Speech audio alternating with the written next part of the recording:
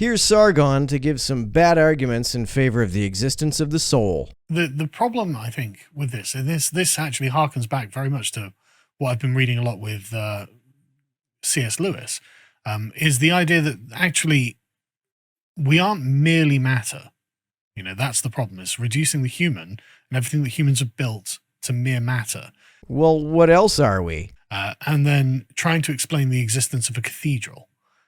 Why does that exist? Well, it's a thing of tremendous beauty, and it used to be, you know, the center of like the city's community. Well, that's the explanation right there. People like to build things that they find beautiful. This is not just the case for cathedrals, of course. I think there are many things that have been built which are much nicer looking than cathedrals. Humans like to build things that they find beautiful, and not everything they find beautiful is based in religion. But you can't really explain it in purely material terms. Sure you can. I just did. Seeing something as beautiful is a purely neurological phenomenon. Neurology is what the brain does, and the brain is made of nothing but matter. And so you have to explain it in transcendental terms. You have to suggest that actually there's a kind of spiritual order that is being upheld with these things. What does that even mean? What is a spiritual order, and what does it mean to uphold it? If the spiritual order is something dictated by an all-powerful God, why would it even need to be upheld by mortal human beings? Does an all-powerful God not have the power to uphold his own order? And this requires a great stock of wisdom in order to show, look, because the materialist can't explain what the actual benefits of people sincerely believing in a transcendental order are.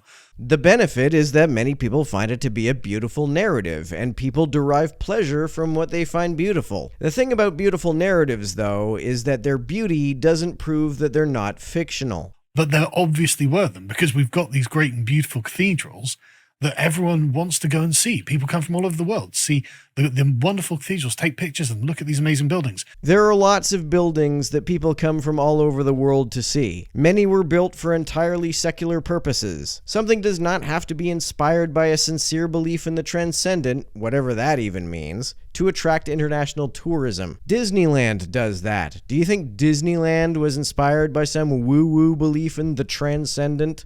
It's like, okay, but that wasn't science that built those. So how did they come into existence? It wasn't science that built those? I'm going to be charitable here and infer that what Sargon means is that it wasn't science that inspired them. But of course, science was involved in building them. They could not have been built without any knowledge of engineering principles. Also, science and religion are not the only two things which inspire people to make beautiful things. Yes, and actually you've hit upon a very important point here, because this shows precisely how we are to think of ourselves nowadays. As you say, the materialist would try to say, well, we built cathedrals because we were under the erroneous idea that a God exists. The irrational belief. Yes. So there's a constant effort to drive a wedge into our self-consciousness and to constantly think of everything that we think of ourselves as being a lie that we tell to ourselves. No, that's not true of everything. Having well-cultivated critical thinking skills necessitates that we constantly remind ourselves that ideas that are beautiful or are comforting to believe bias us in favor of believing in them, but are not necessarily true. It is a lot more useful to question our intuitions, biases, and prejudices than to uncritically accept them. We are not well served in the long run by indulging our desire to believe in truthiness rather than the simplest interpretation of the empirical data. This is not a blanket rejection of each and every one of our intuitions. It is simply an exhortation to question our intuitions. Yes. For instance, the idea that we are beings with responsibility and freedom to choose and freedom to think and freedom to act. They would say, well, you are looking at the world this way, but this is a lie. What are you talking about? What do you even mean by freedom in this respect? And everything has become a lie. And that's very interesting, because within the spiritual, we'll just call them, the spiritual traditions to describe this kind of transcendental order that every civilization up until now had as well. This is where the stock of wisdom resides, right? So, so you've got the Christian doctrine, right? Okay, get married, have children, be faithful. That is, at best, an oversimplification of Christian doctrine. If Christian doctrine merely said, get married, have children, then Christianity would have no monastic orders. No Christian would ever take a vow of chastity if this were the case. I mean, we don't have much reason at all to believe that even Jesus followed this prescription. Whom did Jesus marry? Where are his kids? In fact, Jesus said in Matthew 19:12 that there are eunuchs who were born that way, and there are eunuchs who have been made eunuchs by others, and there are those who choose to live like eunuchs for the sake of the kingdom of heaven. The one who can accept this should accept it. Clearly, Christian doctrine is more nuanced about whether people should get married and have children than Sargon lets on. You know, to say, okay, there is no spiritual order here, is to say that everything that is contained within the spiritual order is null and void. It's not, it's all a lie, like you say. That's a complete non sequitur. This is a great example of what's called the fallacy. It is, in fact, fallacious to infer that a conclusion which was fallaciously inferred is necessarily false. A fallaciously inferred conclusion can sometimes be correct by pure accident. So even if there is no spiritual order, that doesn't mean that anything, let alone everything, that was conceived as being under that order is therefore unworthy of being preserved. It's possible that at least some things turn out simply by mere accident to be worth keeping. And you see this radical position with the sort of liberation feminists. It's like, well, okay, well, I can be as free sexually as I want. This is what sexual liberation is. There'll be no downsides to any of it. Who says there's no downsides? No, the argument is that for many people, the upsides outweigh the downsides. And of course, these women are learning that actually, you know, this may work in the sort of 10 years of their youth, but after 30, suddenly the problems with this that their grandmothers would have known become much more apparent. And then as they reach their 40s, they start becoming a bit bitter about the lie that they were told, that there was no truth in the spiritual order. Citation needed, Sargon. And again, even if it were true that the women who decided not to have children all or even mostly regretted it, that wouldn't prove that there is such a thing as a spiritual order. As I said, even if what you are saying were true, which I don't believe is the case, it could very easily be true simply by accident. That they were so quick and easy to throw away because they had no respect for the wisdom contained therein. This is the opposite side of the same coin. That if on the one hand we view ourselves in a positive way, and we are told that this is an illusion. I view myself in a positive way. Who's telling me that this is an illusion?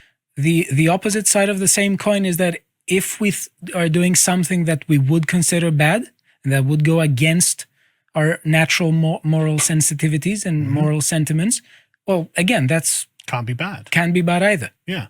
If there's no good, there's no bad with it. Again, who is saying any of this? I only follow my natural moral sensibilities. It is, in fact, my most intuitive moral sensibilities that cause me to have values very different from Sargon's. And so, like you say, we're amoral beings. Yes. Why can't I just attend as many orgies as I want? Well, I mean, the wise man would say you'll learn the hard way.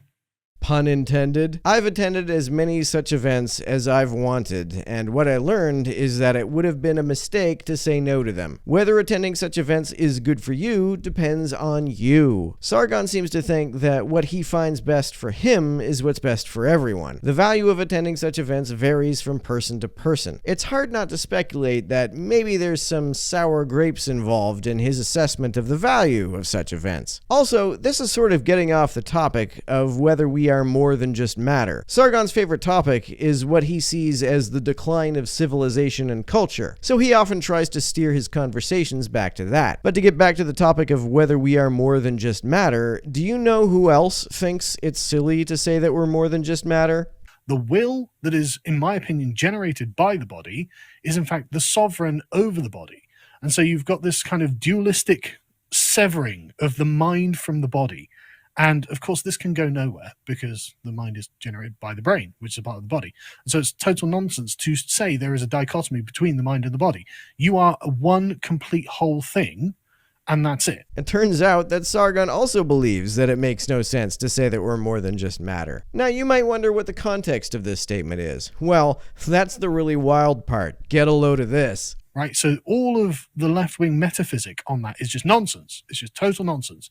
Doesn't exist. There is no dualism. You can't be born in the wrong body. You're a Gnostic preacher to say this, right? It is not true, and you know it's not true. Apparently, substance dualism, the metaphysical position of every Christian fundamentalist, is a left-wing metaphysic. It's funny how believing that we're more than just atoms is a left-wing view when it suits Sargon for it to be a left-wing view, but it's a good, sensible view when it suits Sargon for it to be a good, sensible view. The funniest thing about these two clips is that the first is from Sargon's Lotus Eaters podcast, uploaded on the 12th of January 2023, and the second is from the Slightly Offensive show, which was uploaded on the 18th of January 2023. How far apart were these clips recorded? It's funny that Sargon goes off on f***ing Gnostic preachers when he was himself a f***ing Gnostic preacher just the previous Thursday.